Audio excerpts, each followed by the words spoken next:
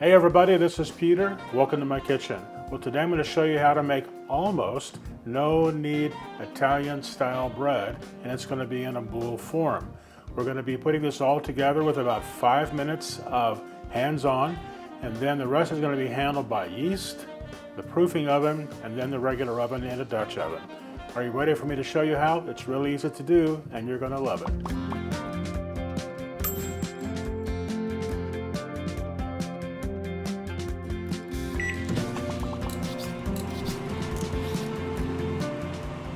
The first thing I want to do is go over our list of ingredients. First, we're going to have 420 grams of bread flour. Now, let me tell you that in the past, I used to use what's called the scoop and shake method. So I would scoop up flour like this, shake it off, and I would put that into my bowl. The problem with that, as I found, is that as I did that, and if I weighed it, it would be different every time. So now I've gone to the method of always weighing the flour, always. So I'm going to put my bowl here. I have it teared onto my scale. I have it set on grams. And now I'm going to measure out 420 grams of bread flour. I've also seen some companies say to scoop the bread flour into a cup and then level it off and you're going to have the same. I disagree. It's just too much of a variable to have consistently good bread. So I do think that weighing the bread by the grams is the best choice, or weighing the flour by the gram. So we're going for 420 grams, that's 3.5 cups of bread flour. Got a little too much, so I'll take a little out. There we go, perfect. All right. Okay, I have the bread flour weighed out for us. Depending upon your kitchen and how hot it is in your kitchen, I think you need to preheat the bowl that you're going to be serving, or that you're going to be mixing the dough in. I think it's really important. So I'm going to pop this into the microwave. This is a stoneware bowl, and you can use stoneware or glass. Of course, you can't put metal into the microwave, but stoneware or glass mixing bowls are just fine. I'm going to warm this up. I'm going to put it in the microwave for about 45 seconds. The reason you want to heat the bowl is because you don't want the coolness to take away from the temperature of the mixture. So by keeping the bowl warm, it's not going to be dropping the temperature too quickly. All right, now for the water. Here I have 12 ounces of warm tap water. 12 ounces warm tap water is important. You don't want it to be cool, you don't want it to be hot, just kind of bath temperature, around 100 degrees or so will be great. So 12 ounces of tap water. And that's just about 340 milliliters of water. Okay, now I'm going to be putting on some Italian seasonings. I'm using about 1.5 teaspoons, a really big teaspoon of Italian seasonings. Use any kind of Italian seasonings you like. Now I'm going to be putting in 1.5 teaspoons of salt. I'm using sea salt, so about a heaping teaspoon such as this. Now here I have 1.5 teaspoons of rapid rise yeast. You don't need to be proofing the yeast. You can just put it right here on the top. That's 1.5 teaspoons of rapid rise yeast. Now we need to mix this together. All comes together very, very nicely. I'll be putting in about 1 tablespoon of good quality olive oil. We'll mix that in. Now I'm going to be putting in the flour. Again, 420 grams of flour.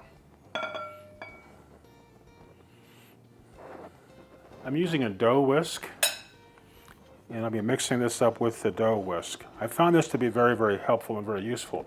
If you don't have a dough whisk, and if you want to use a spatula, many times I see people on YouTube showing you to use a spatula like this, with this piece. In my opinion, that's completely wrong.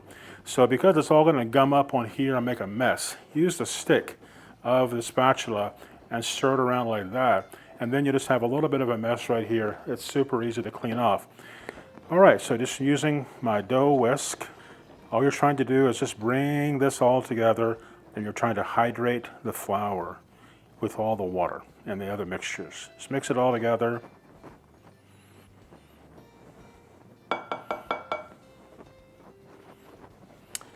And the dough just looks like this whenever it's ready. It's kind of a mess, huh? But it's going to come out beautifully. That's all there is to this as far as the mixing of the dough. Just a couple more things I want to show you that are optional, but I do them all the time.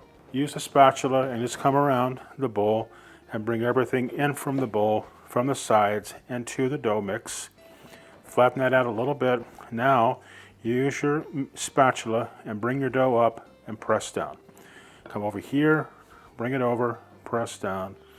Turn the bowl, bring it over, press down. One more time, bring it over, press down. And just kind of bring it all into a bit of a round circle. That's it. That's it as far as making the dough. Now what we're going to do is I'm going to put this plastic wrap on top. Okay, this is all ready to go.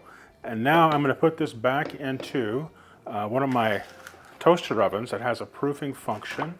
And I'm going to be proofing the dough for about 2 hours at about 85 degrees. Some people recommend a cooler temperature around 78 to 80. I personally have found the temperature of 85 to 90 to be about the perfect temperature for me. So around 85, 86 degrees is where I do it. So I'm going to slide this in one of my toaster ovens on the proof function for about 2 hours. Be right back. I want to show you what I've done. I've put the bowl into the pan. I've removed the air fryer rack, as I call it, but you can see there's plenty of clearance here to do that. So now I'm just going to close the door. I'm going to set this over on the proof side. And if you look right down here, you're going to see proof. So just go ahead and move that down to proof. It says at 90 degrees. And I need it for about 2 hours. There we go. I'm going to set it at 85 actually. 85 degrees, 2 hours. There we go. All right, that's how I'm going to proof the dough. Okay, I want to show you how this dough proofed up. It did beautifully well. So can you see that? Look how nice that is. It's more than doubled in size. Did a very good job. So now we're going to do a method what's called degas and stretch. So this is the method of, so we don't have to be doing folds and so forth like you will see so many others doing, which to me is just time consuming and not necessary. So I'm using a really good dough. I use a King Arthur brand, and I'm also using a good yeast. This happens to be Red Star Platinum is the yeast that I'm using. So use the stick end of the spatula, which is right here, and now you're just going to go around and you're just taking out the gas that's been created from the proof. Other thing you can see is that the dough has become, look at that. Can you see that? Look at the gluten strands that this great yeast has created. So when you're using good ingredients, you really have good results. And this is, in my opinion, just amazing. So it's very, very glutinous, and that's really what I'm after. So now I'm going to put a little bit, well, let me kind of stir it around just a little bit more. What we're doing here is we're kind of acting like the mixer would be doing on your electric mixer if you were using that. But we're not. We're just using a bowl and a spoon and a spatula, and that's kind of about it. Okay, now I'm going to be putting this onto this parchment paper. So put a little flour onto, actually probably going to put a significant amount of flour actually onto this. Now what you want to do with the dough, it's very sticky. It's a very high hydration dough. So just move this around. We're just trying to get it so that it's easier to deal with. All right, now we're just going to dump this out onto the parchment paper. And you can see how glutinous that is. Very good. That dough came out really, really well. I'm super happy with it. Just put a little more flour here. I'm not putting a lot. It doesn't really matter, to be honest with you, if you're putting a lot or not. We're just trying to make it so that it's not too sticky. So any place you see that it's sticking, just go ahead and put a little flour. All right, so now we're going to try to make a little ball. So you just want to grab a side here and pull it up towards the middle. Again, side, grab it over, and just do it like that. Come from the side, pull it up to the ball, kind of tuck it in. Grab it the side, come in, pull it in, just like that. So just move this around. You're just trying to move it into a bit of a ball, and then just set it down like this. Okay, the dough needs to sit here for about 1 hour covered. So I'm just going to use a plastic wrap, spray some Pam on that, cover this with the plastic wrap, and then I'm going to be using a tea towel. So we'll cover this up, and this is going to sit here for about 1 hour to proof again. Now when this is about halfway through, we're going to go ahead and put the Dutch oven into the regular oven, and we're going to heat up the Dutch oven and the regular oven to 450. That's going to be the next step in about 30 minutes. All right, be back. Okay, now we're ready to go on to the next step. It's been about 1 hour. I've had the Dutch oven in the regular oven for about 1 hour. You can go as little as 30 minutes. Bread has been proofing here. I'm going to use a serrated knife, and I'm just going to cut along here. But first, I forgot, I'm going to go ahead and put some flour here, and this is really just going to be for design. And it's better to put this on before you make a cut. Now, we're going to be making a cut into the dough, so I'm just going to press it right here. You want about a 1/2 inch cut. If you don't make it the first time, just come back and do it again. You can use a serrated knife, or you can use a bread lame if you want, either way. Or you can even use a pair of scissors. Got a nice little cut going there. Just go ahead and pull it on through. Now our bread is ready to go into the Dutch oven. And by the way, this is a 5-quart Dutch oven, 5 quart. So I'm going to pick this up with the paper and just put this right inside. Just like that. And by the way, whenever you're going to bring this over, this Dutch oven that's super hot, over to your counter, make sure you have something for it to sit on, like a metal rack. Now I have it cut here, and just going to put some extra moisture there.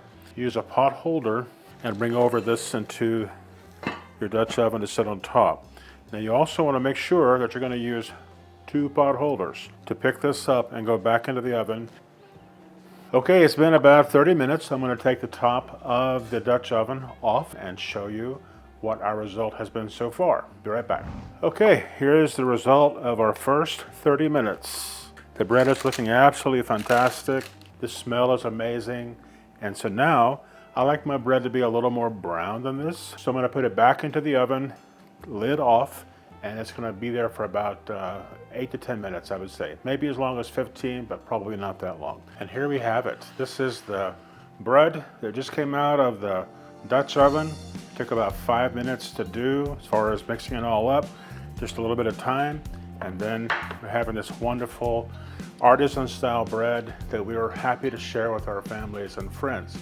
Hey, I want to say thank you very much for watching the video today. Really do appreciate it. If you've learned something, do me a favor if you've not done so already. Subscribe to the channel, hit that thumbs up button, and of course the notification bell so you'll be notified every time we have a new video for you to see. Well, thanks again for watching. Hope you enjoyed the video. Talk to you next time.